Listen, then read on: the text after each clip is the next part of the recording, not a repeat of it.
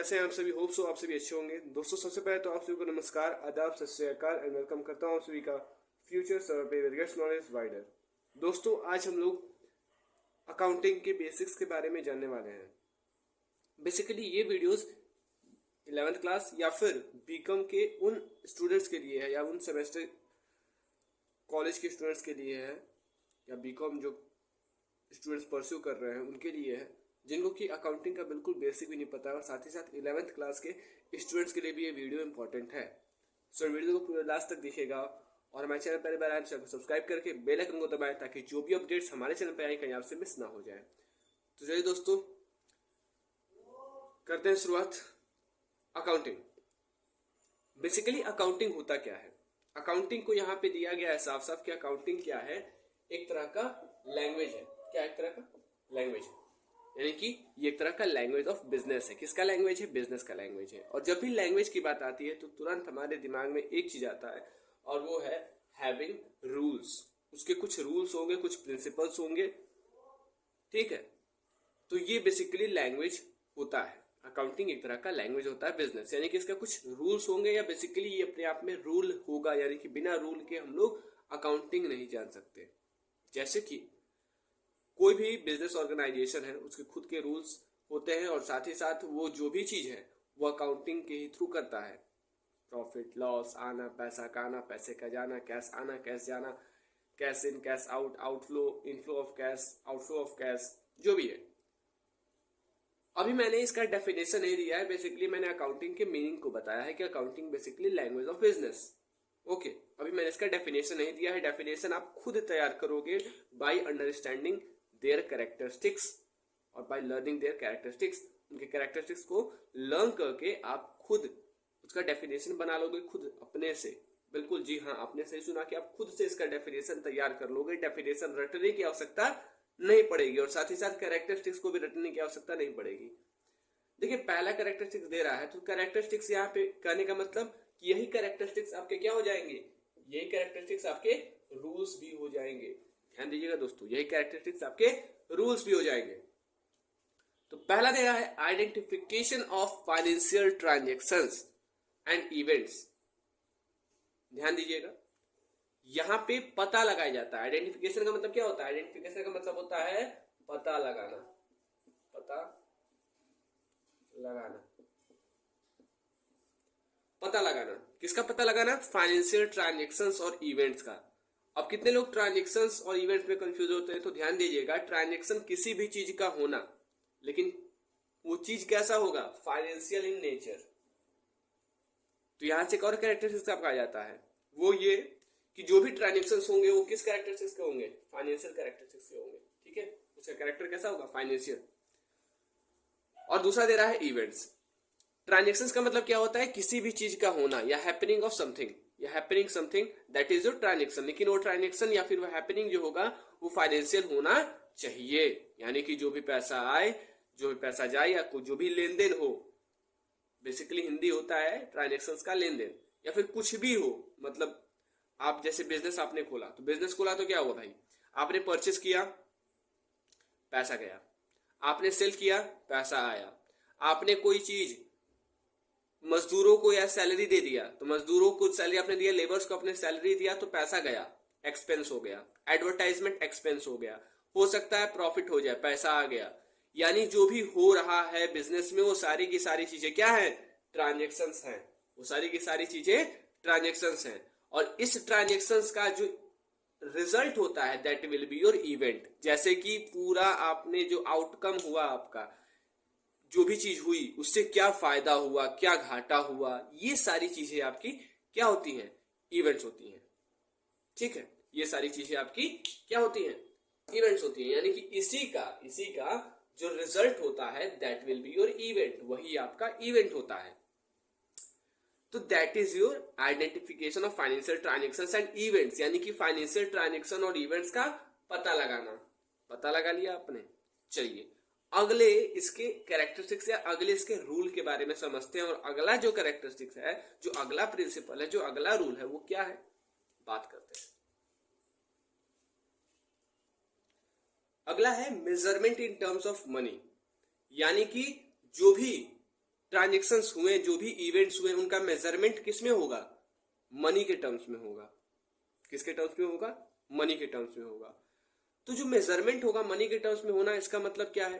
देखिए, जो भी आपका फायदा हुआ तुरंत आप उसको मनी के फॉर्म में कन्वर्ट कर दोगे, क्योंकि मैं फायदा पता लगाना है। जैसे कि देखिएगा, ध्यान से देखिएगा, यहाँ पे ध्यान दीजिएगा। अब जैसे कि इससे पहले मैंने आपको बताया था identification of financial transactions and events. Financial transactions देखना है, happening of something means happening of financial transactions या हैपनिंग ऑफ फाइनेंशियल थिंग्स। कहने का मतलब है कि हम अपना पारिवारिक बात उसमें नहीं करेंगे। ये नहीं कि सुबह में मैंने एप्पल खरीदा, ये इंक्लूड नहीं होगा, बल्कि ये इंक्लूड होगा कि सुबह में मैंने इतना मशीनरी या ये प्लांट या ये मशीनरी या ये रॉ मटेरियल्स मैंने परचेस किया, ये रिकॉर्ड होगा। ना कि ये रिकॉर्ड होगा कि मैंने एप्पल सो में कितना खरीदा और केला कितने डजन खरीदा या फिर जो भी है। ठीक है, पार्ले जी बिस्किट कितना दर्जन खरीदा, दर्जन नहीं खरीदा, कितना मतलब कि पैकेट्स उसे खरीदे, ये सब रिकॉर्ड नहीं होगा। रिकॉर्ड क्या होगा? वो सारी चीजें जो कि कंपनी से रिलेटेड होगा। सपोज दैट कि आपका अगर प्लास्टिक की कंपनी है तो जितने प्लास्टिक्स आपने खरीदे वो रिकॉर्ड होगा। स्टील की कंपनी, कितना आपने स्टील खरीदा वो रिकॉर्ड होगा। तो ये बेसिकली आपका रिकॉर्ड होगा, ना कि जो पर्सनल चीजें हैं वो। ओके।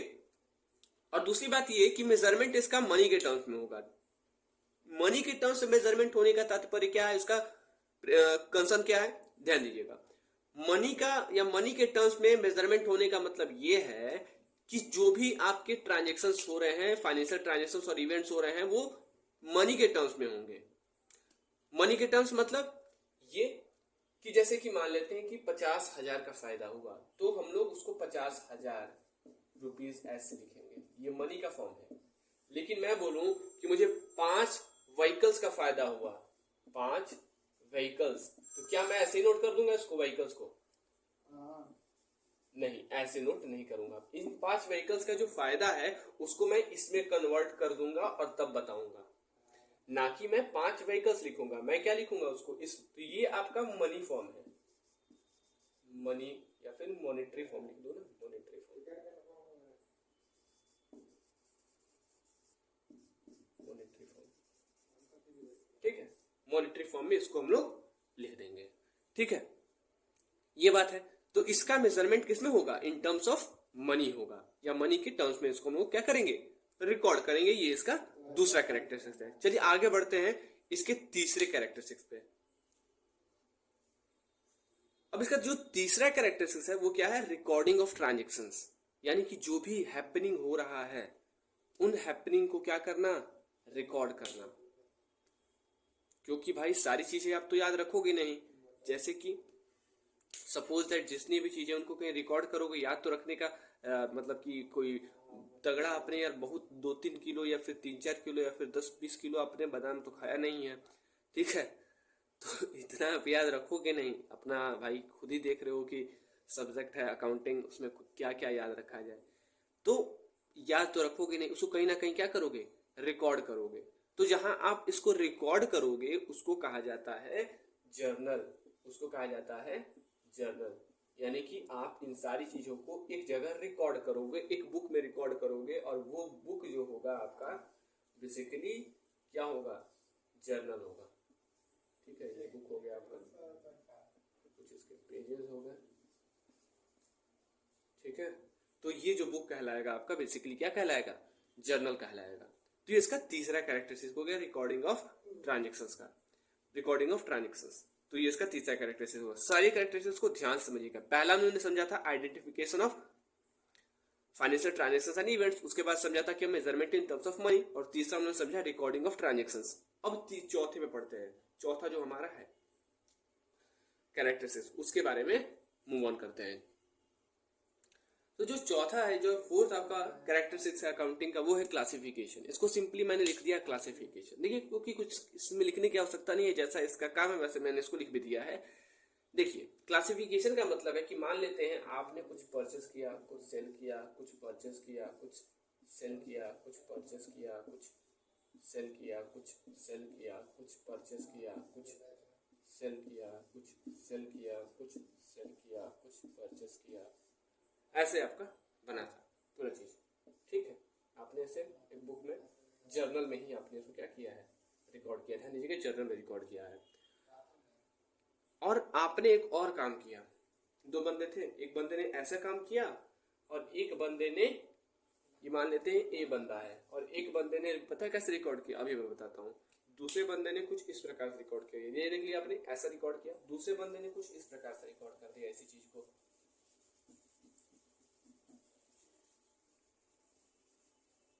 उसने इसको ऐसे रिकॉर्ड किया, purchase purchase purchase purchase, sale sale sale sale, यानी सारे परचेज को एक साइड, सारे सेल्स को एक साइड, ऐसे रिकॉर्ड किया। आपको सिंपलर कौन लगा? मान लेते हैं बी वाला है, तो ऑब्वियस सी बात आप तुरंत क्या कहोगे, ए वाला। क्यों नहीं, यहाँ पे जो तुरंत आप जो जवाब दोगे तुरंत को क्या कहोगे कि सर बी वाला जो है वो अपने आप में सही है। क्यों? क्योंकि ये जो है सिंपलर तरीका है, हमें अकाउंटिंग को सिंपल वे में समझना है, हर एक चीज को सिंपली लेकर चलना है। तो हम जितने भी ट्रांजेक्शन्स होंगे उनको क्लासिफाई करेंगे, और जिस प्रकार से जर्नल में सारी चीजें क्या थी, मिक्स्ड थी, वैसे ही उस मिक्स्ड वे को और सिंपल करने के लिए हम लाए एक और किताब या एक और बुक, जहां इन सारी चीजों को सिंपलेस्ट फॉर्म में लिखा, क्लासिफाई करके लिखा। वो कहलाता है लेडजर। लेडजर नहीं मेरे भाई, डी इसमें क्या रहता है, साइलेंट रहता है, इसको कहा जाता है लेजर। ठीक है, तो ये आपने कर दिया, ये चौथा स्टेप हो गया, ये चौथा कैरेक्टरिस्टिक्स हो गया। अब बात करते हैं फिफ्थ कैरेक्टरिस्टिक्स के बारे में, समराइजिंग। समराइजिंग में क्या बेसिकली बात है, इसमें और सिंपल कर दिया गया। अब बोला ये गया कि आप मुझको जितना भी टोटल परचेज है उसको बताइए, या जितना भी टोटल सेल्स है उसको बताइए। यानी कि एक तरह से क्या कर रहा है, ये एक तरह से जिस्ट है to get events, gist to get events, events को पाने का एक तरह का क्या है, जिस्ट है। यानी कि ये भी क्या किया, सिंपल किया।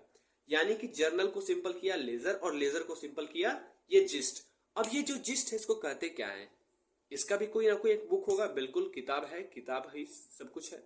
ठीक है, अभी तक दो किताबें हम लोगों ने पढ़ी, एक जर्नल एक लेजर। जर्नल जो कि काम कर रहा था किसका, रिकॉर्डिंग का। लेजर जो कि काम कर रहा था किसका, क्लासिफिकेशन का। अब जो है, जो नेक्स्ट है वो क्या है, नेक्स्ट जो है आपका है जिस्ट। अब ये जो जिस्ट है इस किताब का क्या नाम है भाई, ये जो जिस्ट है किसका, किताब का क्या नाम है, अभी मैंने बताया ट्रायल बैलेंस, इसको कहा जाता है ट्रायल बैलेंस। इस किताब को कहा जाता है ट्रायल बैलेंस। ओके, तो ये हो गया समराइजिंग, गॉट इट। तो ये समराइजिंग हो गया। तो अभी तक हम लोगों ने कितने, टोटल 5 पढ़ लिए। पहला पढ़ा हम लोगों ने आइडेंटिफिकेशन ऑफ ट्रांजेक्शंस और इवेंट्स। उसके बाद हम लोगों ने समझा किसके बारे में, मेजरमेंट के बारे में। किसका मेजरमेंट भाई, जो भी फाइनेंशियल ट्रांजेक्शंस हुए हैं या इवेंट्स उनका measurement in terms of money. उसके बाद recording of financial transactions and events. Then जो भी आपका ये था, मतलब ट्रांजेक्शंस और इवेंट्स, इनको क्या करना, रिकॉर्ड करने के बाद क्या करना, इनको क्लासिफाई करना, सिंपलेस्ट फॉर्म में क्लासिफाई करना, यानी कि उसको और सिंपल करना, क्लासिफाई यानी कि लेजर बना।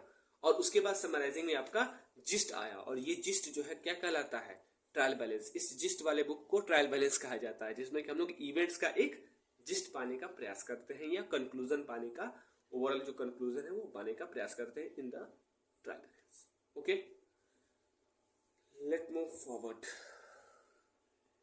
आगे हम लोग नेक्स्ट इसके, अब सपोज करते हैं कि टोटल परचेज जो निकला वो निकला हमारा 45,000, मान लीजिए टोटल परचेज, और टोटल सेल्स जो निकला वो निकला हमारा 50,000। तो बताइए फायदा हुआ कि घाटा। तो आप तुरंत जवाब दोगे सर फायदा हुआ 5,000 का। मैंने बोला ठीक ठाक।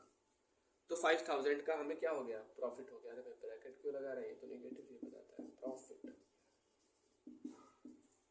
ठीक है, तो ये 5,000 का हमारा प्रॉफिट हो गया। क्या मैंने बताया, नहीं, आपने सोचा। तो आपने सोचा, that will be your analysing. ये सोचना ही एनालाइज करना होता है। और आपने मुझे झट से बता दिया, यानी बताना, दैट इज योर इंटरप्रिटेशन। अब ये जो प्रॉफिट है, प्रॉफिट ये कितने लोगों के लिए इंपॉर्टेंट भी होता है, और उसी के लिए हमारा 7th कैरेक्टरिस्टिक जो आता है वो कहलाता है कम्युनिकेशन टू यूजर। अब ये कम्युनिकेशन किसको किया जाएगा? यूजर्स को, जो कि इसका, ये जो आप देख रहे हैं ना इंटरप्रेट करके जो रिजल्ट आया है, जो इवेंट है, उसका कम्युनिकेशन करना, क्योंकि वो इवेंट इंपॉर्टेंट होता है यूजर्स के लिए। अब ये यूजर्स इंटरनल भी हो सकते हैं, एक्सटर्नल भी हो सकते हैं। तो यही हमारा इसका 7th कैरेक्टरिस्टिक्स है, जिसको मैं साइड में यहां लिख देता हूं। तो ये 7th कैरेक्टरिस्टिक्स है कम्युनिकेशन। किसको कम्युनिकेट करना है भाई? यूजर्स को। Communication to users. अब ये यूजर्स कितने तरह के होते हैं? 2 तरह के होते हैं, एक्सटर्नल और इंटरनल। एनालाइजिंग एंड इंटरप्रिटेशन में तो मैंने बता दिया आपको प्रॉफिट। एक चीज छूट रहा है, वो क्या छूट रहा है कि लेजर, ये जो इससे पहले लेजर के बाद हम लोगों ने क्या पढ़ा था? लेजर के बाद हम लोगों ने पढ़ा था ट्रायल बैलेंस, क्योंकि वो समराइज कर रहा था। अब ये जो ट्रायल बैलेंस है ना, इसके हेल्प से 3 चीजें बनती हैं। इसके हेल्प से हम लोग 3 स्टेटमेंट्स तैयार करते हैं। उन 3 स्टेटमेंट्स का नाम आपको कमेंट बॉक्स में कमेंट करके बताना होगा। हेल्प ले लो बाबा का, मतलब गूगल बाबा का, और बता देना कमेंट बॉक्स में कमेंट करके वो 3 स्टेटमेंट्स कौन कौन से हैं, जिससे कि आपको पता चलेगा कि ट्रायल बैलेंस का क्या रोल है। वैसे ऑल्दो हम लोग आगे इन सारे जितने भी पॉइंट्स हैं इस पे डिस्कस करने वाले हैं विद इन अ चैप्टर्स। मतलब लेजर का भी एक चैप्टर होगा प्रॉपर, एक जर्नल का भी, एक ट्रायल बैलेंस का भी, और ट्रायल बैलेंस से बनने वाले वो 3 चीजों या 3 चीजें उनका भी। ठीक है, सो तब तक के लिए बने रहिए फ्यूचर सबक के साथ, फिर गेट्स नॉलेज वाइडर। एंड इसका डेफिनेशन आपको मुझे कमेंट बॉक्स में कमेंट करके भी बताना होगा कि इसका डेफिनेशन क्या होगा प्योर एंड प्रॉपर। ठीक है, उसका डेफिनेशन आप मुझको कमेंट बॉक्स में कमेंट करके बता देना कि प्रॉपर इसका डेफिनेशन क्या होगा with the help of this mentioned characteristics. ठीक है, so till then stay tuned with future server, gets knowledge wider. And तब तक के लिए आप सभी को फ्यूचर सर्वर टीम की तरफ से धन्यवाद।